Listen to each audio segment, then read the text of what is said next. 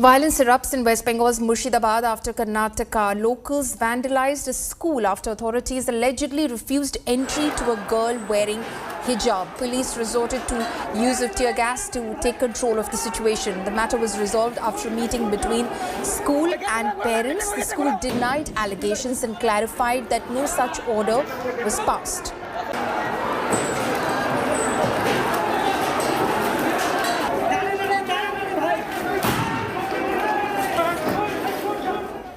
The Pakistan ISI-Khalistanis terror nexus is trying to stoke the hijab fire in India. India today has accessed exclusive intel note warning local police forces and law enforcement agencies of the hijab referendum being pushed by ISI through terror group Sikhs for Justice. More details in this next report.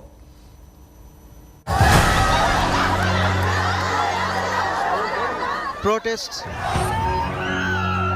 counter-protests, celebrity voices, global face-offs. ರಾಜ್ಯದ ಬೇರೆ ಬೇರೆ ಮಕ್ಕಳ ತಂದೆ ತಾಯಿಗಳು ಕೂಡ ಕೆಲವು ಮತೀಯ ಸಂಘಟನೆಗಳಲ್ಲಿ ಇದ್ದಾರೆ ಅನ್ನುವಂತದ್ದು Allegations of Islamist links. And now, a Pakistani ISI-Khalistani terror nexus stoking the hijab fire in India. India today accessed an exclusive intel note warning local police forces and law enforcement agencies of a ISI-Khalistani group-backed hijab referendum. The warning group says terror group Sikhs for Justice is pushing up to a so-called urduistan in the areas of Rajasthan, Delhi, UP, Bihar and West Bengal, where Muslim-dominated areas will be free to practice their religious beliefs. Amid the snowballing tensions, another big twist surfaced in the controversy. Karnataka Home Minister Araga Janendra accused Islamist Campus Front of India of instigating the pro-hijab protests. ಮಾಹಿತಿ ಇದೆ ಮಂಡ್ಯದ ಹುಡುಗಿ ಮಾತ್ರ ಅಲ್ಲ ರಾಜ್ಯದ ಬೇರೆ ಬೇರೆ ಮಕ್ಕಳ ತಂದೆ ತಾಯಿಗಳು ಕೂಡ ಕೆಲವು ಮತೀಯ ಸಂಘಟನೆಗಳಲ್ಲಿ ಇದ್ದಾರೆ ಅನ್ನುವಂತದ್ದು ಅರಿವಿನಲ್ಲಿ ಇದೆ. The minister said the Popular Front of India asked parents to take on UDP College and even send lawyers to represent the parents. The matter quickly led to standoff between the families of 6 Muslim students and the college management. Intel suggests that agencies like ISI and Sikhs for Justice are provoking Muslims in India on issues like hijab. The BJP in Karnataka has said that Campus Front of India and PFI were involved in the hijab protests. The big question is whether these hijab protests, which have made international headlines, were spontaneous or planned.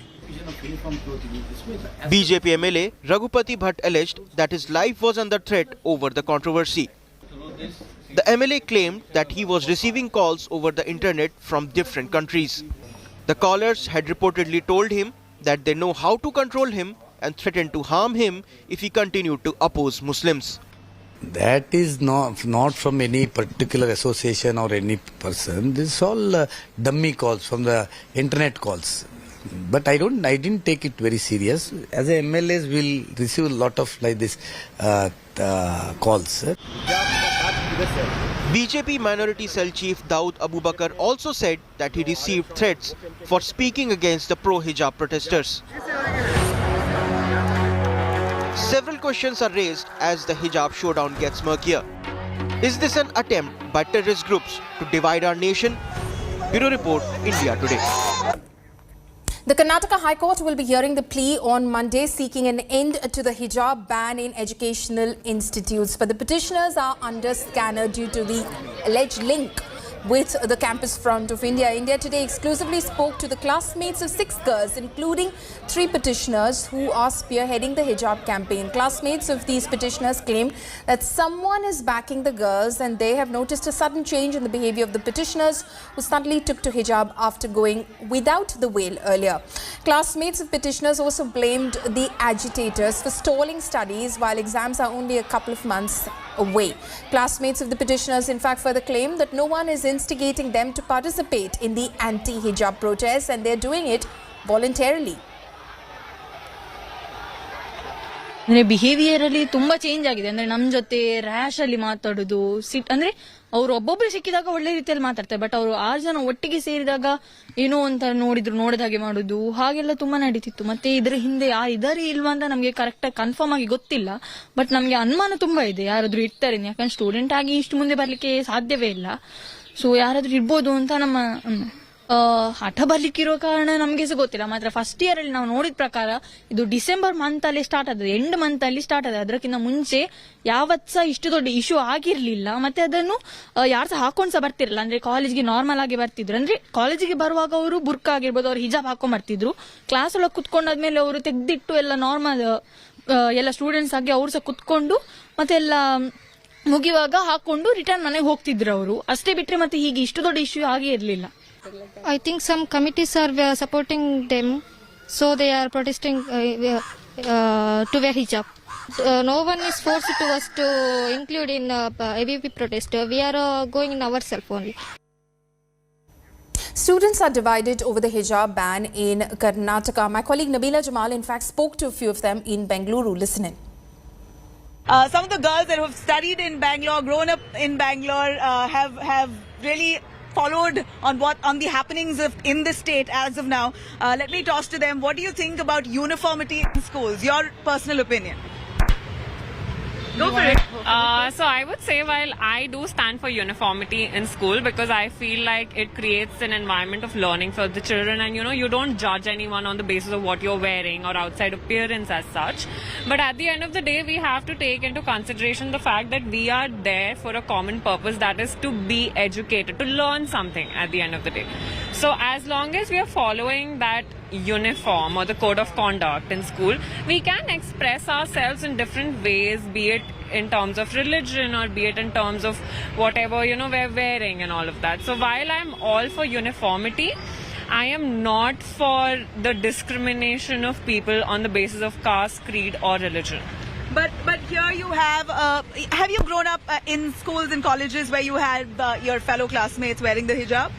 Yes. I definitely do. Yeah, I have grown up, like I have changed around 9 to 10 schools. Oh wow. Grown up in like different states of India. Like we're all army kids. Yeah, like so we have like different experiences growing up. Like people from all over having, been in the same classroom while growing up. So we're pretty respectful of other people's opinions, and that's what we expect going forward as well. You have to be sensitized to the person's culture, respect their religion and everything, as long as your basic rights and way of living is being respected and tolerated as well. Like live and let live. Yeah, the idea of having uniformity is just like so for me at least, it was to maintain like a uniform culture in college, because we had a different approach to this. Everyone could wear whatever they want. It kind of was more stressful to us, but to have that proper uniform. But then again, in my school we had people wearing hijab, wearing whatever religion they were from. You have to abide by those as well. So I feel like uniformity as a whole, it can be based on, it depends on how your culture like promotes you to be, right? But did you ever have a problem as such with a certain person following their religion in terms of wearing the scarf or wearing the turban or anything else? I feel like at least I was privileged enough to never face that, and I hope that the generation that is to come doesn't have to face it also, but I know they are. Yeah. But it just comes down to what you do, what you have to do, be happy doing what you're doing, that's it.